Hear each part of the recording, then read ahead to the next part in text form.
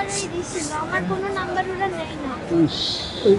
কি করতে হবে? কোন দোকানের হচ্ছে যে নাম্বার দিয়ে অ্যাপ্লাই করতে ওই নাম্বারটা আইসিসি ওটাকে ফরগেট দোকানের নাম্বার অ্যাপ্লাই করতে হবে। দোকানের নাম্বার আছে আপনার কাছে? নাম্বার নেই আমাদের যে শিক্ষক আছে না আচ্ছা তুমি আমার খোঁজে যে ফোন নাম্বার আবুল কাসিম খান ওনাকে বলেন বলো ওনাকে বলেন ঠিক আছে না ওই ওটা ভুয়া ওটা ভুয়া ম্যাজিস্ট্রেট সাহেব আছেন ভ্রাম্যমাণ আছেন আচ্ছা অ্যাডমিটের তো একটা নাম্বার থাকে না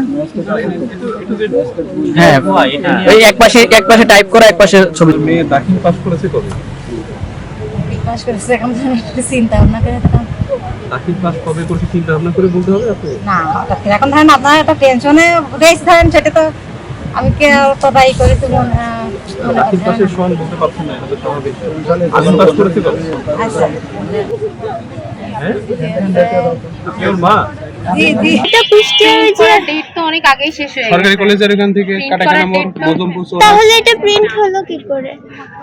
আপনি জানতেন সেটা না বলতো না যে কি নেই তাহলে কালকেই তো প্রবেশপত্র আপনি তো পরীক্ষার্থী আপনি জানতেন না যে লাস্ট ডেট কবে এরপরে আপনি কালকে প্রিন্ট করলেন কিভাবে আমাকে ওটা দিছেই কালকে।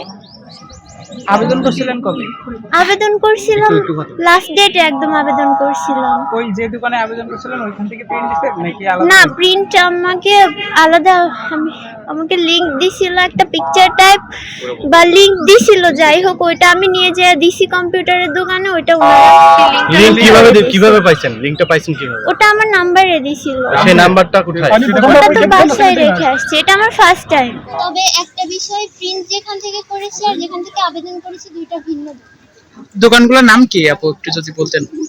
আমি প্রিন্ট করেছি আমাদের হচ্ছে লোকাল একটা দোকান থেকে। করেছেন সেটা ম্যাটার করে না আপনি আবেদন করেছেন কোথায় কার কাছে সেটা আবেদন আমার মনে নেই। সেটা 2 মাস আগে করা আবেদন, এটা কোথায় ডিসেম্বরে। কোথায় তোমার খালিতে দোকানের নাম? এটা কুষ্টিয়া থেকে। শোনো তুমি এখানে একটু প্রতারিত হচ্ছে তারপর তুমি যদি তোমার যে প্রতারণা স্বীকার করছে তার নামটা তুমি না বলো তাহলে আমরা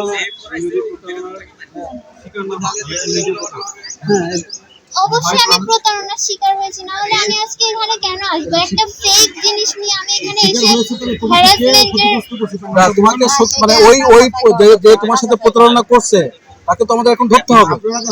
এখন আমরাই ধরবো, আমরা সহযোগিতা করতে হবে।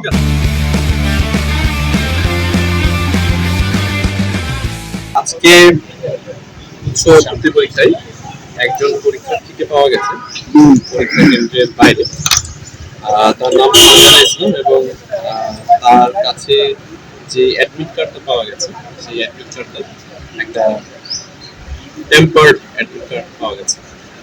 তার সাথে যেই অন্যান্য ডকুমেন্টস আছে যেমন তার আলিম এবং দাখিল পরীক্ষা সার্টিফিকেট, এই পরীক্ষার সার্টিফিকেটগুলো সত্যতা পাওয়া যায়। এই সার্টিফিকেটগুলো তার অরিজিনাল সার্টিফিকেট বিবেচিত হয় এবং পরীক্ষার যে সার্টিফিকেটগুলো আছে সেখানে কিউআর কোড স্ক্যান করে এই সার্টিফিকেটগুলো ভেরিফাই করে দেয়।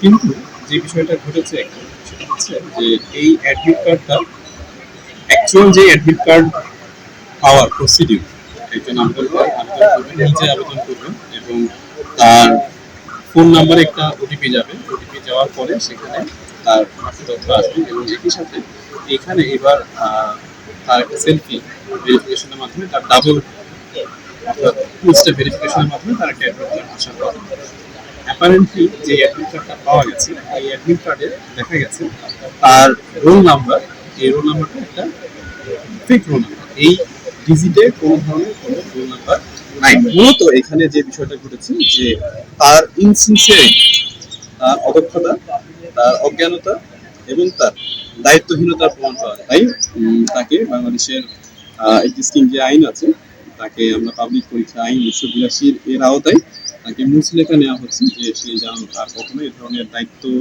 জ্ঞানহীনতা পরিচয় না দেয়, তাকে সতর্ক করা হচ্ছে এবং এই মুহূর্তে তাকে ক্যাম্পাস ত্যাগ করার জন্য ভ্রমণ আন্দোলন নির্দেশ দিচ্ছে।